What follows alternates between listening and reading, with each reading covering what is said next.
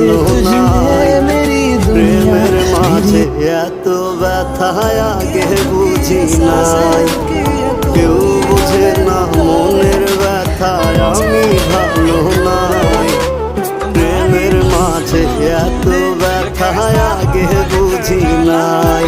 আমি জানতাম যদি অন্যের সাথে বাঁধবি সুখের ঘর, আমি করতাম না রে আপন করে কইরা রাখতাম পর। আমি জানতাম যদি অন্যের সাথে বাঁধবি সুখের ঘর, আমি